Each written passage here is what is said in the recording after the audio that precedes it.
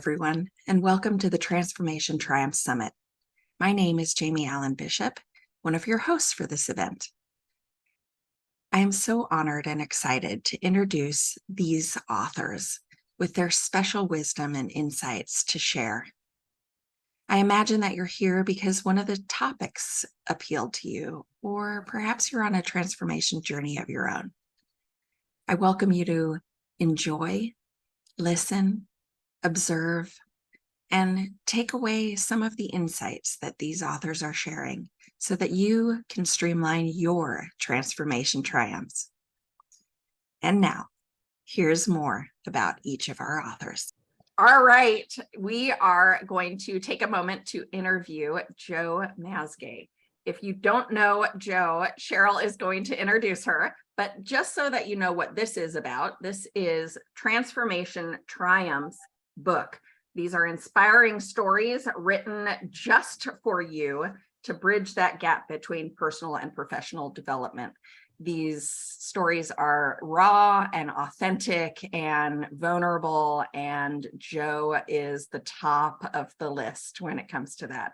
So thank you so much for being here, Jo. I'm so excited to hear Cheryl tell a little bit more about you. Well, you know, it's interesting. Jo and I, wow. Jo and I have been connected. We've been connected for a short time in the journey, but yet, boy, oh boy, like boy, oh boy. But that's the way it is. You know, you connect with people, but when you make that connection, it's solid, right? Yeah, 100%. I am going to read actually what Jo's put in the book as her bio, because I find that that's simpler than me going off and on about her. But Jo is a creator of platforms, and I will say I'm privileged to know her in many different roles and many different platforms that way. Events, workshops, empowering, healing for women so that they can really shame loneliness, support mental wellness, and foster community. That paragraph just sums it up nicely. But she's one voice within the Transformation Triumphs. This is her second compilation book. Her first one was called Conscious Transformation in 2021. And I'm blessed to have a copy of that, actually. Both prelude her upcoming intimate revelation of experiencing and embracing her feminine unapologetically. So her goal is her own published book to come out. We're hoping for 2024 for sure. That's definitely the goal and something that I'm holding her to. Jo teaches with Big Brothers and Big Sisters Foundation. She's a lead facilitator with Soulful Camps here in Ontario, Canada.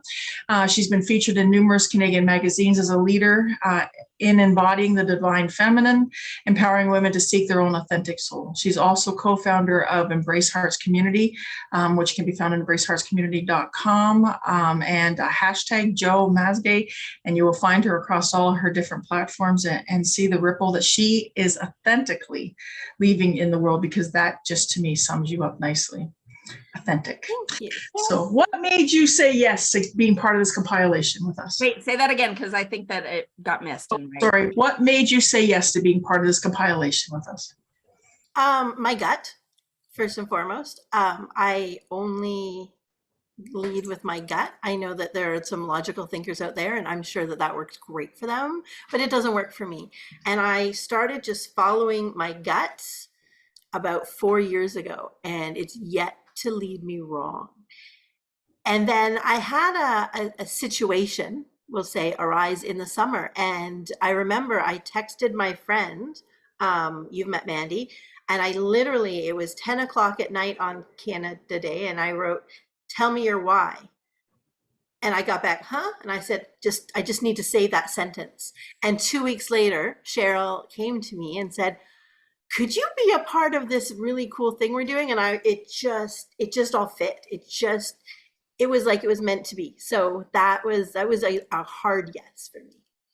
That's fantastic. Oh my gosh, I didn't know that, and I'm loving hearing it. You didn't know that? No, that's what the whole story in the book is about too. That night, I just had this thing, and I sent it to my friend. I'm like, something's coming out of this. Like, this is a lesson. This has got to go forward. And so it all aligned, Cheryl. Awesome. And kudos, because not everybody trusts their gut yet. And that is so powerful. So it's hard because the world doesn't always agree with it.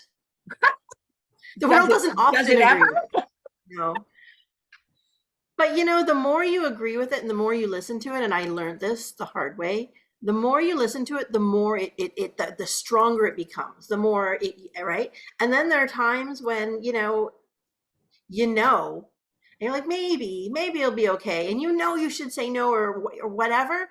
And it blows up. And all you can do is go, wish I trusted my gut on that one. Right? Oh my gosh, so true. So that leads perfectly into the question, what does transformation mean to you? What does a transformation mean to me? For me, the transformation was shedding old skin, shedding old beliefs, getting rid of, the shoulds and being, wait, this is real. This is real. This is what works. Because we get so caught up in who society tells us we should be, how we should be living, how clean our kitchen should be, which is just bullshit, right? If we come back to who we are, we know the answers, we know what we need. And so for me, transformation was more of a surrender into like what's real and what actually works, and living in that as opposed to trying to appease all the shoulds of outside. So that being said, how can someone recognize when they're in that period of transformation? Usually there will be a huge explosion of sorts. Sometimes it's physical, sometimes it's mental. And we will come to a crossroads in our life over and over and over again. And maybe it's not an explosion. Maybe it's something as small as like an inkling where you're going, is this right? And there's always choice. And sometimes there's two roads ahead of us. And we get to take a breath every day and make a choice of which way am I going to go? Am I going to go the way that serves me or the way that everybody wants me to be? Am I going to keep doing things that have not been working and still be unhappy, or am I going to take a risk here? And so when we find ourselves at those crossroads and they come up and they come up and they come up and they get bigger and they get bigger and they get bigger, that's your transformational moment. That's your opportunity to say, I'm not doing this anymore. I moved up to Barrie, Ontario. I've been here 7.5 years, literally post-divorce, no family, all the kids looking at me like, we're going where to do what? And I'm like, we're starting fresh. We can do this here. We can be as weird as we want. We can put crystals in the window and dance in the kitchen. I have rainbow flags on my lawn, and I don't care what people think up here, whereas if I'd have stayed in the town where I went through my divorce, it would have been like, oh, she went crazy. So I had a choice. I had the opportunity to transform into myself, and this was the time that the universe had presented to me, and taking advantage of those moments when you see them arise is really empowering. So empowering. I love that transition, because the next question that I had for you was, let's assume that every soul on earth has a purpose for being here. What does that look like for you? I think that we all have a purpose. I really and truly do. I believe I went through this very recently because I am an advocate up here for the homeless situation in Barrie. And there are people who have the purpose to get up on a stage and fight the fight and be angry and go toe to toe. And then there are people who have the purpose my purpose is to give from heart. My purpose is to go out and talk to the people on the streets. I'm not the politicians, I think that we all have a purpose. We just don't all listen to it, or we don't feel we're enough to do it because sometimes we have some big jobs. But we all have a purpose, and our purpose comes from our passion. So if we can take a minute and go, what am I passionate about? What do I get excited about when I wake up? What makes me the happiest? And follow that path, then we're really stepping into that purpose. And I think we're just going to have such a more harmonious flow in the world.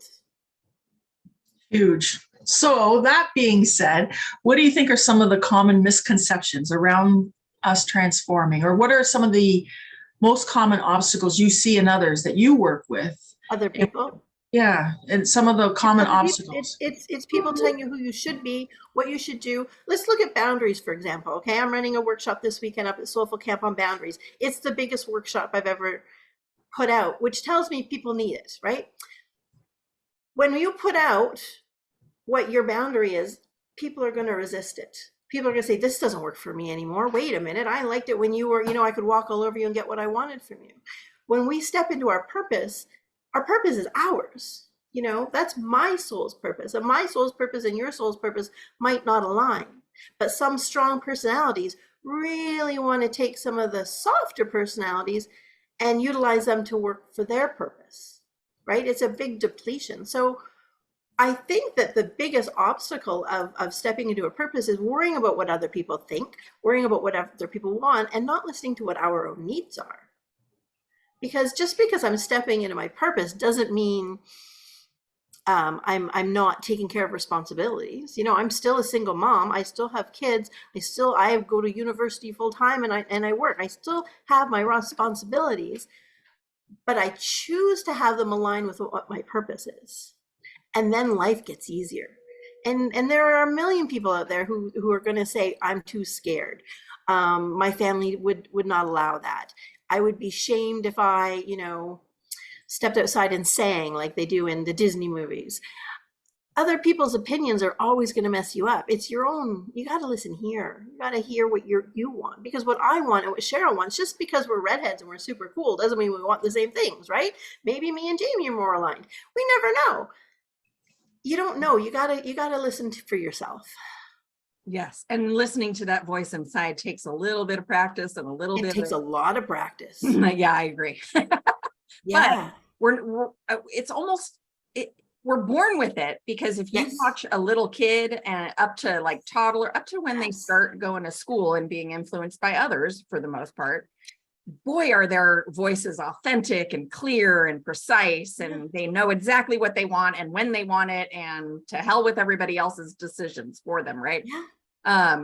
When it comes to stepping up to the plate and knowing that as an adult, it can be really challenging. It can be So, petrifying. Say that again. You can be petrified, absolutely petrified. For sure, 100%. Where I was going to go with it was, what's something, or who's somebody who's influenced you, or a principle or a lesson or something that came about during your lifetime that was kind of a pivotal moment for you? Sorry to put you on the spot. No. I know the answer. It's just how much do you want to put out? Well, I'll go for it. First of all, raising my kids. Raising my kids was a huge, who do I want to be? Who do I want them to be? And how do I want to show up as an example? Because there were situations, especially when I was younger, especially with my first daughter, where I wasn't strong enough to do anything for myself. I had been broken down, afraid. My life was very different. And I couldn't do things for myself. I couldn't leave a relationship for myself. I couldn't step forward for myself. But I had this little person with these giant eyes looking at me. And I was like, well, I can't do it for myself yet, but I can do it for her. And I can do it for her so she can see me do it, so she stands a better chance. And that's what gave me the courage to listen to myself. Because it is hard. And in my chapter, I speak about, you know, sometimes our why is we have to step back and we're not quite ready to do it for ourselves yet, but there will be motivators around you. There will be encouragers around you.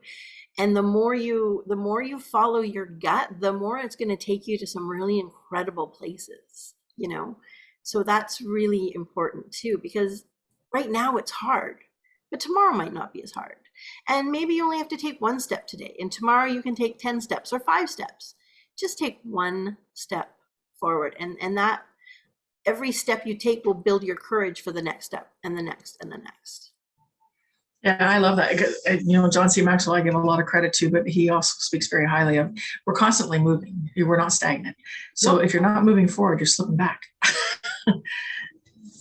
Yeah, and who wants that?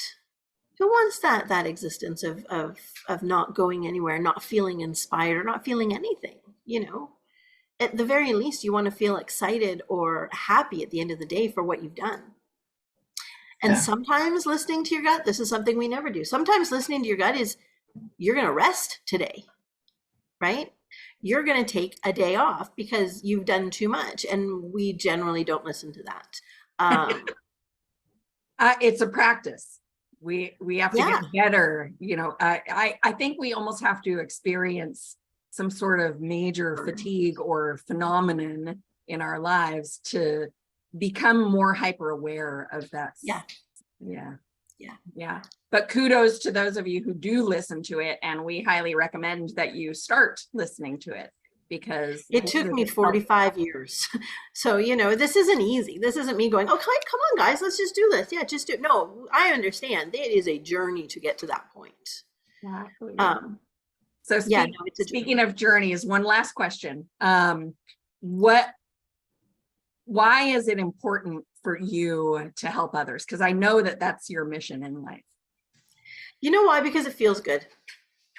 I don't know what our timing is. I know I talk too much, but I'm going to keep going. A few years ago, the first Christmas I had to spend alone.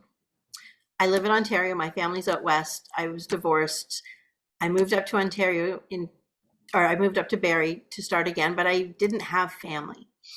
And my first Christmas alone, I was like, all right, this is going to suck. And I had two choices. I could sit at home and feel sorry for myself, or I could be of service, because I knew that. I know that being of service is helpful.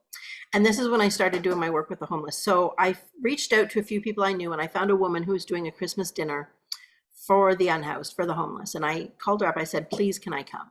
And she's like, yeah, can you peel carrots? And I peeled carrots on Christmas Day for 4 hours. And I spoke to people, and I have never in my life felt the gratitude that I felt that day. And this is becoming consistent in my life. Actually, I go out every Thursday night with Ryan's Hope up here in Barrie, and I do outreach with the homeless, and I listen and I give them a sandwich. I know Ashley down by TD likes peanut butter and jelly. You know, I know Carl, his name is Carl with a K. That's very important to him, and he has 3 cats. You know, the relationships you build and knowing that you're giving such a difference with the smallest of things gives us back that I always say oxytocin hits of the love hormone. It does. And you feel better for it. You feel filled up for it. I love my children, but I don't feel the same gratitude when I give my son a Beyblade that I do when I give this woman a sandwich. And so for me to give back keeps me in a really good place mentally. It gives back to me and it fills my heart. So it doesn't feel like like it feels like, okay, it's Thursday. Like I get filled up. And so the more you can do these types of things, the more you're going to feel love back. And isn't that what it's about, right? That constant give and take and the flow of it all. Which speaks so highly of community, and which speaks so highly of us all having a purpose. And oftentimes our purposes are for others. 100%. Yeah. And community, you know, there's something about community. We've lost that sense of community. And unfortunately, COVID really exacerbated that. And I think that people are tired and people are scared. But more than any of that, they're lonely. And so going out and giving back and giving a voice, even if it's, you know, me doing a TikTok of my kid throwing leaves at me, if it makes somebody smile, that's that little bit of give back that makes me feel good. Like that's purpose. I feel good. My kids feel good. And you know what? Even if somebody thinks, oh, this is dumb, you still click the link. I'll still take it. For that. Good for you. Absolutely. Absolutely.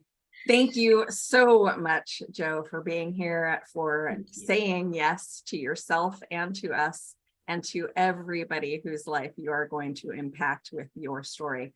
I know you are incredibly inspirational, and I'm just so honored to have you be part of this. Thank you, ladies. I am grateful. I can't wait to see what else we can do. Agreed. For sure. If you want to reach out to Jo, you can reach her at West Coast Soul. Is that right? Jo Mazgay. Cheryl is helping me. We're not hiding behind the moniker of West Coast Soul anymore. It's my whole name. It's jomazgay.com, at Jo Mazgay, hashtag Jo Mazgay. And yeah, I'm practicing what I preach, and I'm stepping into it. So here we go. Love it. Here we go. That's perfect. Yay. Love it. Well, then it's perfect that this came up, because we're transitioning into fully embracing the beautiful soul that is you. Yes. Thank you. Thank you.